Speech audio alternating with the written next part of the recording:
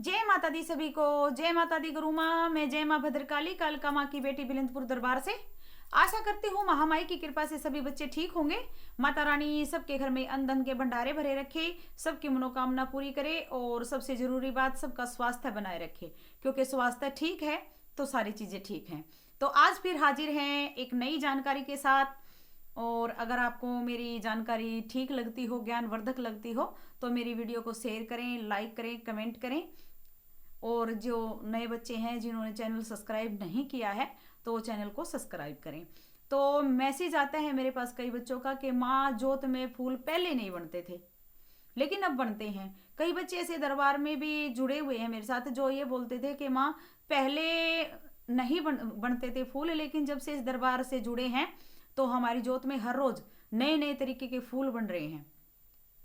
तो उसका क्या मतलब है, तो क्यों बनते हैं जोत में फूल बेटा, वो आज उस बात पर बात करते हैं।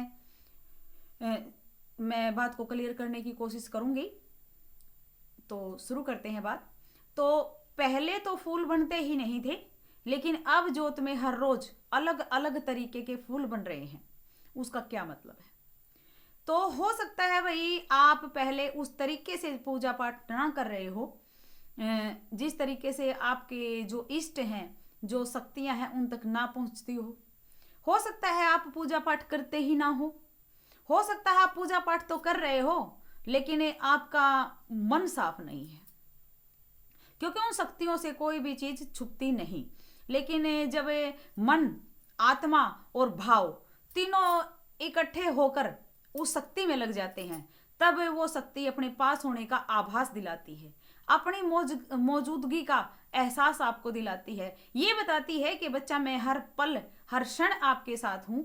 जिस भाव से आपने मुझे पुकारा उसी भाव से मैं आपके साथ हूँ। क्योंकि जब पहले फूल नहीं बनते थे तो आपके भाव वैसे नहीं थे, अब फूल बन रहे हैं तो आपके भाव भी बदल रहे हैं। और जैसे जैसे आपके भाव बदलते जा रहे हैं वैसे वैसे जोत में फूल की आकृतियां बदल रही हैं, हर रोज बदल रही हैं। जैसे पहले आप अपने जो पूर्वज हैं जिनको पितृ बोलते हैं उनको आप अच्छी तरह मानते ही नहीं थे, क्योंकि आज के समय में लोगों के पास काम नहीं है और समय भी नहीं है।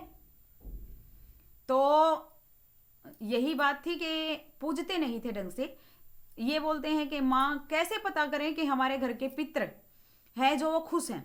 जब आपकी जोत में फूल में एक पंखुड़ी आने लग जाए तो इसका मतलब ये होता है कि आपके पितृ आपकी पूजा से बिल्कुल खुश हैं। आप जो उनको दे रहे हो भाव से वो स्वीकार कर रहे हैं। अगर आपकी जोत में दिल बन जाता है, कभी कभी लौंग बन जाती है, कभी इलायची बन जाती है, कभी गुड़हल का फूल बन जाता है, कभी कमल का फूल बन जाता है, अलग अलग तरीके की चीजें दिखाई दे रही हैं, तो इसका मतलब है कि वो शक्ति, वो महारानी, वो जगदम्बे जिसके लिए आप जोत जगा रहे हो, उसे भाव से पुकार रहे हो, वो अपने अलग अलग अपनी चीजों को दिखाकर आपके पास होने का आभास दिखाती है कि मैं हूं। क्योंकि कमल का फूल भी माई का है, लौंग भी माई की है, इलायची भी माई की है, हृदय भी माई का है। कभी त्रिशूल बन जाता है, कभी शेर बन जाता है। जब आप बाबा की भक्ति करते हो तो जोत में साक्षात बालाजी महाराज भी दर्शन दे देते हैं, कभी उनका पंचमुखी मुख भी दिखाई देता है। और जब आपकी जो भक्ति है वो चरण दर चरण बढ़ती चली जाती है तो जोत में आपको आंखें दिखाई देती हैं, बिल्कुल कभी गोल आंखें दिखाई देती हैं तो कभी ऐसे टेढ़ी आंखें दिखाई देती हैं जोत में। वो भी महामाई का स्वरूप है।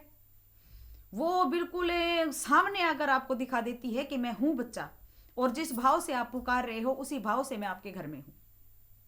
पहले आपके भाव छोटे थे तो छोटे रूप में आती थी, अब भाव आपके बड़े चले जा रहे हैं तो मैं खुद आंखों से आपकी हर क्रिया को देख रही हूं और प्रतिक्रिया को देख रही हूं। तो जैसे जैसे हमारे भाव बदलते हैं उस शक्ति के प्रति, जितने सच्चे होते चले जाते हैं हमारे भाव, जितना हम खुद को उस शक्ति को समर्पित कर देते हैं, वैसे ही जोत में जो फूल है वो आकृतियां बदलते हैं। जैसी हमारी भक्ति है वैसी आकृति वो ले लेते हैं। अगर फूल में कभी त्रिशूल बन जाता है, कभी माई की कटार बन जाती है, तो इसका मतलब ये है कि आपके घर पर शत्रु ने टोटका बोलते हैं या वार बोलते हैं जिसको, वो किया, लेकिन महामाई अपना त्रिशूल और अपना खड़ग लिए खड़ी है और आपकी रक्षा कर रही है, आपकी शत्रुवादों को दूर कर रही है।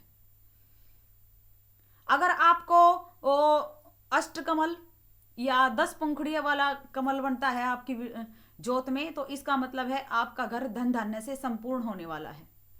अगर 3 पंखुड़ियां आपके फूल में बनती हैं तो इसका मतलब है कि आपकी जो शक्ति है, आपकी जो पूजा है, उस शक्ति तक पहुंच रही है।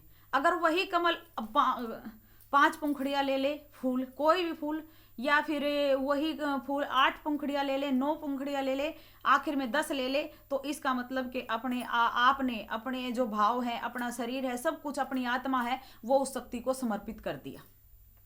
ये होता है। और कई बच्चे बोलते हैं कि ये फूल देखकर अंदाजा लगाया जा सकता है कि मेरा चक्कर खुला या नहीं खुला।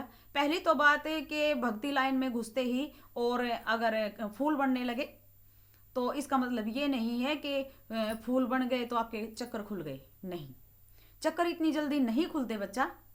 चक्कर खोलने के लिए तो आपको रात की नींद, दिन की भूख, हर चीज त्यागनी पड़ेगी। इतनी आसान नहीं है भक्ति, हर चीज त्यागनी पड़ेगी, तब आपके चक्कर खुलेंगे। हाँ, पता चल जाता है, ये फूल देखकर नहीं, आपकी शक्ल देखकर भी पता चल जाता है कि कौन से चक्कर पे हो। और जो जोत का फूल है वो कहाँ बताता है? जब कमल का फूल नाल के साथ हो। जब जोत में फूल बनता है, कमल का फूल ऊपर है और नीचे नाल है, उसकी नली बनी हुई है, तो इसका मतलब है कि आपकी कुंडलनी जागृत होने लगी है, आपके चक्कर खुलने लगे हैं। लेकिन इसका मतलब ये नहीं है कि आपके चक्कर खुल गए, खुलने लगे हैं। इतना आसान नहीं होता चक्कर खुलने का मतलब।